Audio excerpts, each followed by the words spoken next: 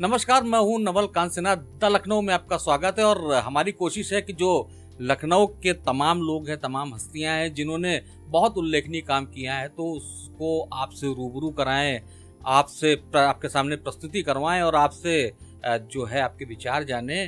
तो अपने जो विचार हैं वो कमेंट में ज़रूर दीजिएगा।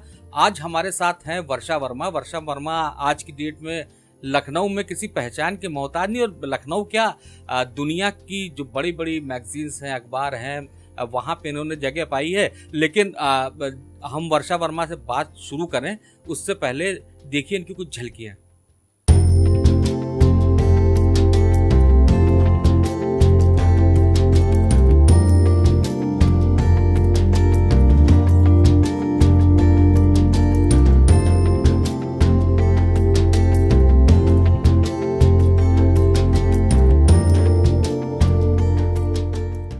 तो वर्षा वर्मा से बात शुरू करते हैं।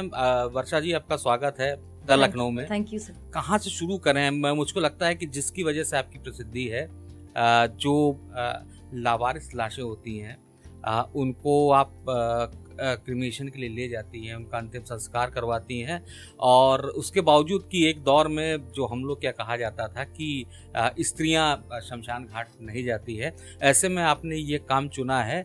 तो ये कैसे आपके मन में आया और कैसे शुरू किया आपने? देखिए, मैं इसको कार्य नहीं मानती हूँ, ये मेरा काम नहीं है, ये एक सेवा है। और मुझे लगता है कि अगर आपके समाज में कोई एक ऐसी रीति चली आ रही है जिसको हम कुरीति कह सकते हैं, और अगर उसमें कहीं पर बदलाव की ज़रूरत है, तो डेफिनेटली आपको पहल करनी चाहिए। और इसी पहल के तहत ही मुझे बहुत सारी महिलाओं को मैंने देखा है कि जिनके नियरेस्ट एंड डियरेस्ट नहीं रह जाते हैं, और उनको शमशान तक उनको लगता है कि मैं जाऊँ और उनका क्रिमेशन अपने हाथों से करूँ। इस कुरीति को मुझे लगा कि थोड़े से इसमें बदलाव की ज़रूरत है। तोड़ना नहीं था, एक बदलाव छोटा सा लाना था। उस बदलाव के तहत मैंने ये सेवाएं शुरू की। और मैं आपको बताऊं कि जो काफ़ी लंबे समय, जब मैं छोटी थी तो अक्सर मुझे कुछ झलकियाँ ऐसी दिख जाती थी जो जहन में बस जाती थी और कभी निकल नहीं पाई। वो आपको भी याद होगा कि कभी आपने देखा, अब तो खैर गवर्नमेंट ने बहुत सुधार कर दिया है, तो बहुत सारी चीज़ें बदल गई हैं, लेकिन आप भी इस चीज़ को जहन में कहीं ना कहीं होगा, आपने देखा होगा कि सफ़ेद कफन में लिपटी हुई एक कुछ लाशें ऐसी होती थी जो रिक्शे पर लदी होती थी, और आधी इनकी बॉडी इधर निकली होती थी, इधर निकली होती थी। वो चीज़ें क्लिक करती थी मुझे बचपन में कि मैं अपने जब पेरेंट्स से पूछती थी, कहीं राह चलते हुए पेरेंट्स से पूछते थे कि इसमें क्या है, तो मुझे नहीं पता था कि बदलाव बेसिकली क्या लाना है। लेकिन हाँ, वो चीज़ बुरी लगती थी और उस बुराई का अंत करना था। तो इन चीज़ों पे आगे धीरे धीरे सेवाओं को आगे बढ़ाते गए, और इस क्षेत्र में हम आगे बढ़ते गए। नहीं वर्षा, लखनऊ के पानी में कुछ ऐसा है कि यहाँ से बहुत सारी चीज़ें शुरू होती हैं। यहाँ से देश की आज़ादी की लड़ाई भी एक बड़ा मुहिम शुरू हुआ था, और तमाम लोग आए यहाँ पे लखनऊ में, और उन्होंने तमाम जगह एक अपनी पहचान बनाई। आप भी निश्चित रूप से बहुत उल्लेखनीय काम कर रही हैं, लेकिन मुझको ये समझाइए कि ये शुरुआत कब से हुई आपकी? देखिए, शुरुआत का हम ये कहेंगे कि 14-15 वर्ष की आयु थी हमारी। और मुझे याद पड़ता है कि जब मैं स्कूल से आती थी, जनरली बच्चों के घरों में, परिवारों में, साधारण परिवारों में यही होता है कि बच्चे जब स्कूल से आते हैं, खाते पीते हैं और खेलने चले जाते हैं, ठोक पीट के सुला दिए जाते हैं। तो इनसे थोड़ा सा मेरा डिफरेंट रूटीन हुआ करता था। मैं सरकारी अस्पतालों में जाती थी। चूँकि मैं चौक क्षेत्र की रहने वाली हूँ, तो वहाँ पे नियरेस्ट हमारा KGMU पड़ता था, जो उस समय मेडिकल कॉलेज हुआ करता था। वहाँ पे जाना, सरकारी अस्पताल में जाना, और जो गरीब पेशेंट होते थे उनके लिए जूस का इंतज़ाम करना, उनकी तीमारदारी करना, उनके लिए रिपोर्ट्स कलेक्ट करके लाना, उनके पैर दबाना, छोटी छोटी सेवाएं थी, जिन सेवाओं को करते करते अब जिन्होंने एक बड़ा रूप ले लिया है। और डेस्टिट्यूट पीपल्स पे, चूँकि मैं रोड पे देखती थी कि जो लोग लावारिश की तरह जो सड़कों पे पड़े होते थे, उनको जब धीरे धीरे हमारे सोर्सेज बढ़ते गए, उम्र बढ़ती गई, तो उन लोगों को अस्पतालों में एडमिट कराना, उनकी निरंतर सेवा करना।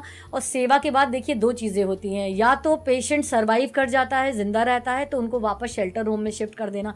और मान लीजिए दुर्भाग्यवश अगर नहीं जीवित रह पाता है वो पेशेंट, तो एक दिल में मलाल रह जाता था कि उनका, चूँकि आप सेवा करते करते हो जाता था अटैचमेंट, और जब अटैचमेंट हो जाता है फिर आपको अंतिम संस्कार की जो रीति होती है वो अगर आपको नहीं मिलती थी तो दिल में मलाल रह जाता था। फिर उस पर धीरे धीरे कार्य करते गए, फिर इसके नॉब्स को भी जाना और चीज़ें जान करके इसमें लीगल प्रोसेस जो होता है उसको जाना, समझा, और धीरे धीरे इसको इम्प्लीमेंट करते गए, और जो सेवाएं अब इतनी बड़ी रूप ले चुकी हैं। अच्छा, आपने कहा कि इतनी बड़ी रूप ले चुकी है, जाहिर सी बात है दिखता भी है जितना आप काम कर रही हैं, और तमाम समय मैं अखबारों में और सोशल मीडिया पे उसको पढ़ता भी रहता हूँ। ये बताइए कि आज की डेट में शुरुआत तो आपने एक इंडिविजुअली शुरू किया था, लेकिन जो अंतिम संस्कार कराने के लिए ले जाना, तो उसके लिए मैन पावर की भी ज़रूरत होती है, गाड़ियों की भी ज़रूरत होती है, तो आपके पास क्या संसाधन है, कैसे कर पा रही हैं? कोरोना के समय जब ये विपत्ति आई थी, लोगों को सिर्फ लगता था कि कुछ इंजेक्शन या कुछ दवाइयाँ या बेड की कमी हो रही है या डॉक्टर की कमी हो रही है। मैं आपको बताऊं, जो मैंने, मेरी निगाहों ने जो देखा, जो मेरे जहन ने समझा, वो एक बहुत बड़ी प्रॉब्लम थी। वो थी लाश के वास्ते गाड़ियों की, जो लोगों को एहसास नहीं हो रहा था कि वो भी इस समय का एक संघर्ष का में चल रहा था। उन परिवारों, उन तीमारदारों के और लाश के वास्ते के जो गाड़ी के जो मालिक होते थे, उनके बीचों में जो संघर्ष होता था वो होता था पैसे को लेकर के। उस संघर्ष को जब मैंने स्वयं मेरे ऊपर जब बीता और मैंने इनको जाना, तो उसी शाम को मैंने अपने आप से वादा कर लिया था कि ये जो परेशानी है, ये जो संघर्ष है, मैं उम्मीद यही रहेगी कि नेक्स्ट डे हम सवेरे से एक नई गाड़ी लगा देंगे, और अगर ड्राइवर नहीं मिलेगा तो उसके लिए ड्राइवर, चूँकि मैं सभी तरह के वाहन को चलाने में समर्थ हूँ, तो मैंने तय कर लिया था कि कल दूसरे दिन से गाड़ी हम लोग लगा देंगे। और वैसा ही किया। जब इन चीज़ों को मैंने, मान लीजिए कि आज हमने इसको प्रॉब्लम फेस की और नेक्स्ट डे हमने सोशल मीडिया पे वायरल कर, सेम डे वायरल किया था, और नेक्स्ट डे से मैंने गाड़ी लगा दी थी, और एक सिंपल सा एक प्लाकार्ड लेकर के हम खड़े हो गए थे राम मनोहर लोहिया हॉस्पिटल के बाहर कि निःशुल्क शव वाहन करके। बेसिकली लोगों को समझने में भी मुझे बहुत टाइम लग गया था कि आप उस समय देख ही रहे थे कि लोग आवश्यकता को जो उसमें बदल के रखा था, उन्होंने बड़ी छोटी छोटी चीज़ों के लिए बड़ी बड़ी मोटी मोटी रकम के लिए बोल रहे थे। हाँ, तो उस एक छोटे से बदलाव को कि कोई भी व्यक्ति ऐसे समय में निःशुल्क सेवा कैसे दे सकता है, तो एक शक भरी निगाह से लोगों ने मुझे लगभग 2.5 घंटा उस पर विश्वास लोगों को करने में लगा। 2.5 घंटे के बाद जब मेरे पास पहला केस आया, तब उसने लगभग, मुझे लगता है 7 बार मुझसे कंफर्म किया कि आप मुझसे वहाँ पे क्रेमेशन सेंटर पे ले जाकर के तो पैसे नहीं मांगेंगी, या आप कहीं घुमा फिरा के तो पैसे नहीं मांगेंगी, या आप रास्ते में तो नहीं उतार देंगी। फिर जब एक केस के साथ जब विश्वास बन गया, तो आप जानिए कि 1 हफ्ते के अंदर अंदर मैंने 5 गाड़ियाँ लगाई थी, क्योंकि रिक्वायरमेंट बहुत ज़्यादा थी। और वो गाड़ियाँ जो उस समय रेंट पे लगी हुई थी, आप सभी लोगों के विश्वास और प्रभु की कृपा से अब हमारे पास अपनी पर्सनल 3 एम्बुलेंस सर्विसेज है, जो पूरे उत्तर प्रदेश को कवर करती हैं, पूरी तरह से निःशुल्क कवर करती हैं। और रास्ते के लिए अगर उनके खाने पीने के लिए नहीं होता, वो भी हम लोग सुविधाएं देते हैं। और शव वाहन लगे हुए हैं अलग अलग हॉस्पिटल्स में, मॉर्चरी में, थानों पे हमारे नंबर वायरल हैं, ताकि कोई मीडिएटर या कोई इसमें ऐसी पैसे लेन देन की कभी कोई प्रॉब्लम ना आए। तो मैं इन केसेस को पर्सनली वेरीफाई करती हूँ, मेरे पास कॉल आता है और तब इनको मैं हैंडल करती हूँ। पूरे उत्तर प्रदेश में फ्री ऑफ कॉस्ट सर्विसेज जा रही हैं पिछले कई सालों से। बहुत ही अद्भुत काम है, इसी वजह से आपको बुलाया। हमारी जो संस्कृति है वो बड़ी विराट विशाल और बड़ी रिसर्च बेस्ड मैं कहता हूँ, इसलिए कहता हूँ कि जो भी चीज़ हमारे जो नियम कायदे कानून बनते हैं वो बड़े हमारे पुरखों ने बहुत समझदारी से बनाए। तो उसमें एक ये भी था कि चूंकि शमशान घाट या कहीं पे भी जाता है तो तमाम तरह का वायरस संकट रहता भी है, कोरोना में हम सब ने झेला भी है। तो हम लोग क्या एक रीत थी कि जो क्रिमेशन करा के आए घर पे तो उसको रोक दिया जाता था घर के बाहर, और तमाम तरह के जो ट्रीटमेंट होती है, मिर्चे या उस तरह की जो भी चीज़ें हैं, बाद में उसको टुटके की तरह पे लोग लेने लगे, लेकिन वो बड़ी साइंटिफिक चीज़ें थी। तो मैं खुद भी पत्रकार के तौर पे जब कुछ दिनों मैंने क्राइम रिपोर्टिंग की, तो जो है पोस्टमार्टम के लिए जाना पड़ता था, या कभी कभी घाट पे जाना पड़ता था, कोई मर्डर हो गया, तो मेरी माताजी मुझको याद आ रहा है कि वो घर में घुसने नहीं देती थी, घर पे ही मुझको बाहर वो कपड़े उतारने पड़ते थे और वो फिर मिर्चा उर्चा खिलाया जाता था, उसके बाद घर में एंट्री होती थी। फिर बाद में मैंने झूठ बोलना शुरू कर दिया कि नहीं ऐसी कोई बात नहीं है, लेकिन आज उसको लगता है कि नहीं वो बहुत साइंटिफिक चीज़ है। और आज प्रोसेस बहुत सारे हो गए, बहुत सारे अब तो कोरोना काल में सब लोग पे फुसफुस की आदत सबकी हो चुकी है, हम सबकी। तो ये जो मैंने जो अनुभव किया, तो आप तो सीधे सीधे शवों को ले जाते थे, मैं तो खाली वहां जाता था। तो ये क्या इस तरह का कोई संकट आपके सामने आया, और अगर आया तो आपने उसको कैसे डील किया? कोरोना के समय जब डेड बॉडीज को मैं क्रिमेट करके आती थी, तो सबसे बड़ी प्रॉब्लम जो मुझे फेस करनी पड़ती थी, मैं एकदम शुरुआती दौर की बात पूछ रहा हूँ, जब शुरुआत में हमने काम शुरू किया। हाँ। तब वो कैसा अनुभव? शुरुआती तौर पे मैं बताऊं आपको कि जब लोग मिलते थे, जब ये चीजें लोगों को पता लगने लगी कि एक अच्छे परिवार की लड़की जिसके पास खाने पीने की किल्लत नहीं, कुछ लोग जो नहीं जानते थे उन्हें ये लगता था कि शायद ये पैसे के लिए कर रही है।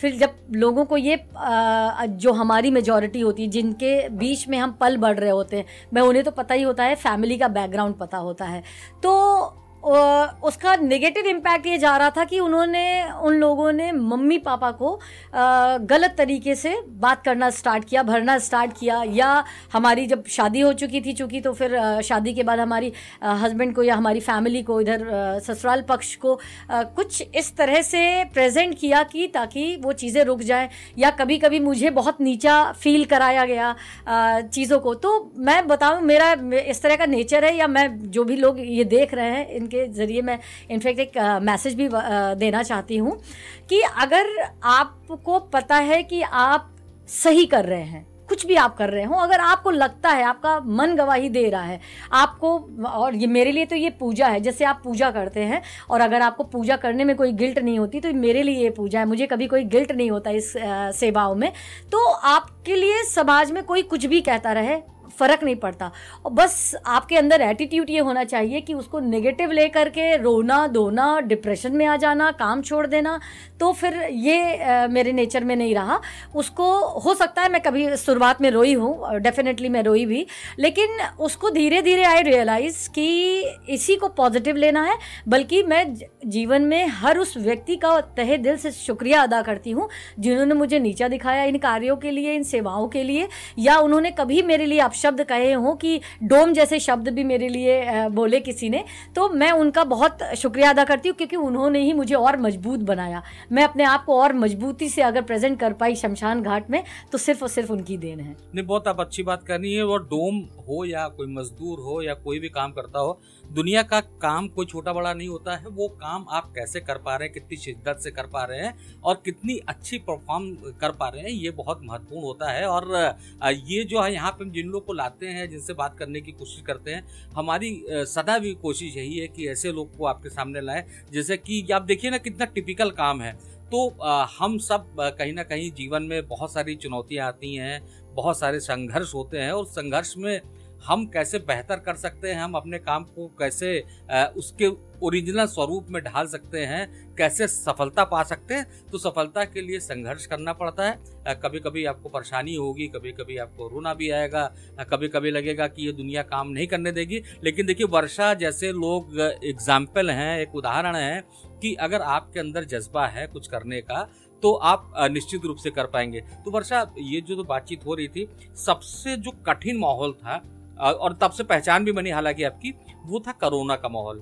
और कोरोना के समय में तो आप जानती हैं कि सोसाइटी में किसी भी जो खाने के डिलीवरी वाले, उनको तक घुसने नहीं दिया जाता था। बहुत सारी समस्याएं होती थी।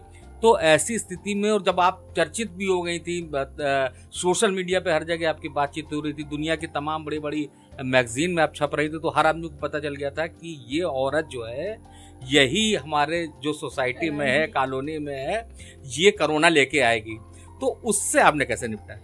मेरी उस समय जो फील्ड पे मैं दिन भर रह रही थी, तो जो स्ट्रेस तो मैं नहीं कहूँगी, काम का स्ट्रेस या फिजिकली जो मैं थक रही थी, उससे कहीं ज़्यादा इस बात से थक रहे थे। मेरा मेंटली, मैं जो अगर मेरा पेशेंस लूज़ हो रहा था, वो इस बात से था क्योंकि सोसाइटी में कुछ टिफ़िन ऐसे हमारे आते थे जो मैं रेगुलर लावारिश लोग जिनके अपने कोई नहीं थे, मैं उनको पहुँचाती। मेरे सोसाइटी में वो टिफ़िन तक बैन हो गया था कि वो नहीं लाया जाएगा, क्योंकि इन टिफ़िन की वजह से हो सकता है कोरोना वायरस अंदर आ जाए।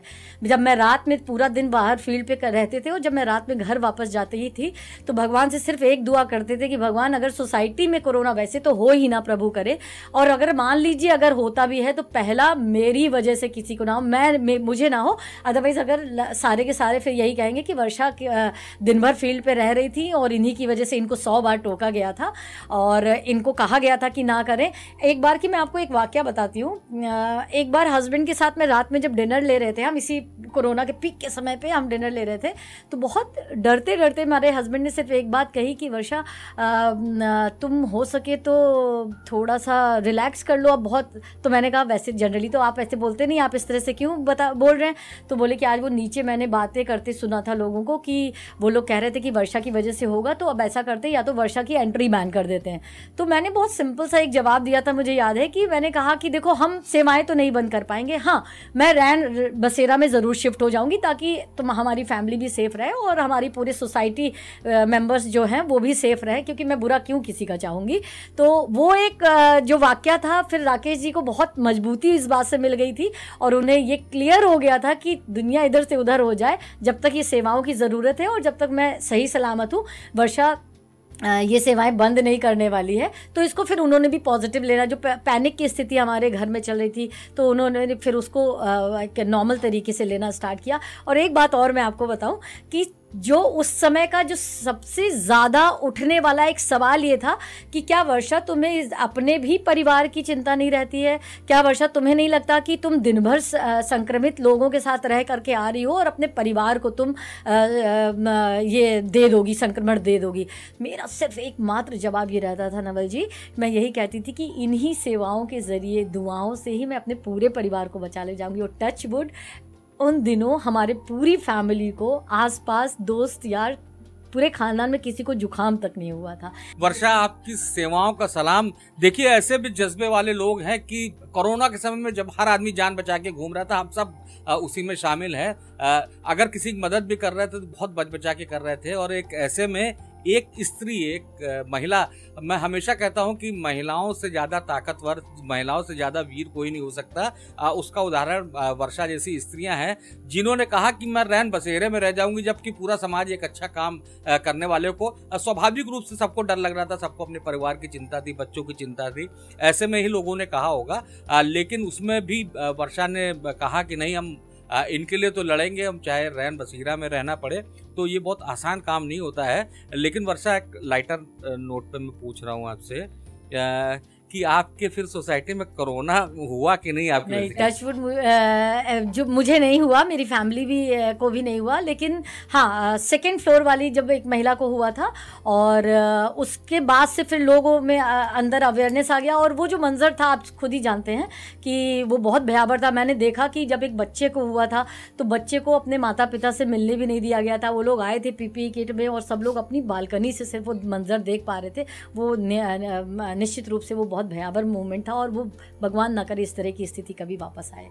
नहीं, बिल्कुल सही बात है, ऐसी स्थिति नहीं हो। लेकिन एक माँ के रूप में वो आपका एक बेटा भी है, बिटिया भी है आपकी, तो वो उसको कैसे आप टैकल करते थी, कैसे उससे कन्वर्सेशन करते थी? दिन भर तो आप काम करती थी, तो वो आपकी जो फीलिंग वो मैं जानना चाहता हूँ। प्रिया नवल जी, आज तक कभी भी किसी चैनल ने जो मुझे कवर किया, मेरे हस्बैंड को भी कवर किया, लेकिन बिटिया पे सवाल बहुत कम लोगों ने। और मैं बताऊँ, सबसे बड़ी स्ट्रेंथ हमारी वही थी, क्योंकि हस्बैंड से भी हमारी सब मेल की बातें हो जाती थी। बिटिया पेशेंसली इस चीज़ को देखती थी और शाम को जब हम लोगों की बातचीत होती थी तो बहुत ज़्यादा तो डिस्कस नहीं करते थे, लेकिन उससे कुछ चीज़ें हम डिस्कस ज़रूर करते थे ताकि उसे पता रहे कि मम्मी अगर पूरा दिन अगर बच्ची को छोड़ करके रह रही हैं तो उसके पीछे का एक बहुत बड़ा रीज़न होगा। प्लस वही समय हमारे पास एकमात्र होता था रात का समय, जब बिटिया हमें बता पाती थी कि आपके बिना परिवार को मैनेज करना पापा के लिए या उसके लिए कितना मुश्किल है, या जब आप नहीं थी तो किसकी कॉल आई, क्या बातें हुई, किसने पॉजिटिव रिस्पॉन्स दिया या किसने नेगेटिव रिस्पॉन्स रिस्पॉन्स दिया, वो सारी चीज़ें। तो सबसे ज़्यादा कठिन समय देखा जाए तो हमारी बिटिया, और सबसे बड़ी सपोर्ट भी मेरी बिटिया ही रही है। हस्बैंड नो डाउट थे, परिवार पूरा साथ था, तभी इंसान कुछ खुल के कर पाता है। अदरवाइज कोई भी इंसान अगर लड़ के झगड़ के रिजिड होकर के करेगा, 1 दिन 2 दिन 10 दिन 15 दिन शायद कर लेगा, लेकिन खुले मन से जब करता है इंसान, जैसे कि आप हमें देखते हैं शुरुआत से लेके अभी तक मैं जो खुले मन से कर पा रही हूँ, वो परिवार का साथ ही है जो मुझे इतना आगे खुले मन से चीज़ें कर पा रहे हैं हम। वर्षा, मैंने भी रिपोर्टिंग की है और हम लोग को भी ऐसे चीज़ें जो जीवन में होनी नहीं चाहिए लेकिन होती, मरना तो एक दिन सबको ही है। और तमाम बार हादसे हो जाते हैं, तमाम समय में लाशें कई दिन बाद रिकवर होती हैं, या जली हुई लाशें होती हैं, या तमाम तरह के संकट होते हैं। और उस समय बहुत वो मंजर होता है, उसको जो डिस्क्राइब करना भी एक कठिन काम है, क्योंकि तमाम लोग कोई खाना खाते समय देख रहा हो, कोई कुछ करते हुए देख रहा होगा। लेकिन मैं ये जानना चाहता हूँ कि जहाँ पे हम लोग मान लीजिए किसी ने फांसी लगा के आत्महत्या कर ली और पता नहीं चला, 5 दिन बाद जब वो कमरा खुलता था तो हम लोग जाते थे, सांस रोक के चले गए, वहाँ का विजुअल देख के कुछ कपड़ा लगा के लौट आए। लेकिन आपको तो उनका क्रीमेशन करवाना होता है, तो इन सब को हैंडल कैसे करती, मतलब इसके लिए आपके लिए जज्बा कहाँ से आता है और कैसे इसको आप ऑपरेट कर पाती हैं?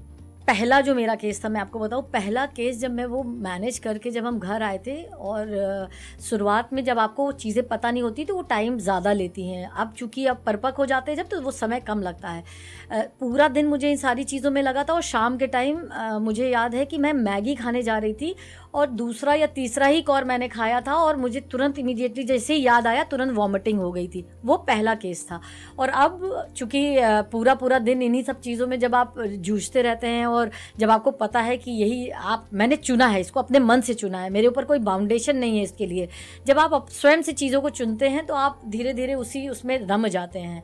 और कुछ बॉडीज़ अगर आप छोड़ दीजिए तो बहुत खास फर्क नहीं पड़ता है, लेकिन कुछ बॉडीज़ ऐसी होती हैं, मैं आपको बताऊं, जो पानी में डूबी हुई बॉडीज़ होती हैं, कई दिन हो जाते हैं, फिर इनका प्रोसेस होता है, इनका पोस्टमार्टम होता है, उनके बारे में पता लगाया जाता है, फिर नोटिस चस्पा होती है, तो ये प्रोसेस होता है।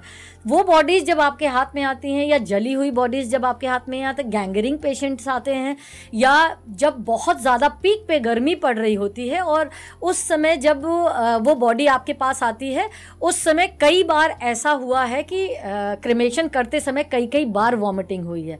लेकिन धीरे धीरे वही कहते हैं कि, या जो सबसे ज़्यादा जहन में चीज़ें बैठ जाती हैं, अगर आपने कभी किसी की सेवा, कोई नोन बॉडी होती है उसमें प्रॉब्लम आती है, या मेरी खुद की चूंकि बेटियां है, एक छोटी बेटी है, और मुझे याद है कि जो मुझे सबसे ज़्यादा झकझोरी थी वो एक 14 साल की बेटी की बॉडी थी, डेस्टिट्यूट बॉडी थी वो, और उस बॉडी ने मुझे बहुत झकझोरा था। वो लंबे समय तक उससे निकलना, उभर पाना मेरे लिए थोड़ा सा टफ था। बाकी कोई बहुत ऐसा अब आती है बॉडी में रेगुलर बेसिस पे उसको क्रिमेशन करना। और एक बात बताऊँ मैं आपको, अभी कुछ ही दिन पहले की बात है, मुश्किल से 5-6 दिन पहले की बात है, छोटा सा किस्सा है। क्रिमेशन करने के लिए मेरी आदत है, क्रिमेशन करते समय बॉडी को मशीन में डालने से पहले मैं पैरों को उनके छू करके प्रणाम करती हूँ और उनके लिए एक प्रेयर करती हूँ कि उनको मुक्ति मिले। मैं पैर छू रही थी उनको रखने के बाद में, और मुझे एहसास हुआ कि इस बॉडी बैग में पैरों का एहसास नहीं हो रहा था, तो थोड़ा ऊपर तक मैंने छुआ, फिर नहीं एहसास हुआ, तो मैंने इशारे से पुलिस से पूछा, जो लेकर के आते हैं एसआई से पूछा कि इशारों में पूछा मैंने पैर, तो उसने कहा इनके पैर नहीं हैं, तो और इनके पैर ही नहीं, इनके हाथ भी नहीं है, और इनफैक्ट इनका सर भी नहीं है, वो मात्र बीच का हिस्सा था सिर्फ, और वो ट्रेन से कट के बॉडी। तो ये सब चीज़ें जो होती हैं, हो सकता है अब मुझे उतना झकझोर ना दे, लेकिन ये है कि जब लोग जानते हैं इस तरह की बॉडी के बारे में, तो उनको डेफिनेटली उनको प्रॉब्लम होती है।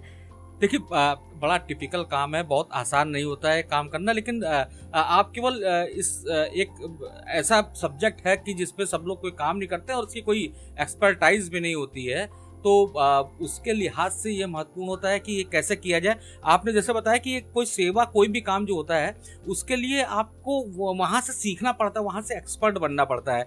अब आखिरी में एक सवाल इससे हट के है, क्योंकि जीवन तो बहुत कुछ होता है, लखनऊ में आपको कहाँ कहाँ आनंद आता है और लखनऊ को एंजॉय करने के लिए आप क्या प्रेफर करते हैं?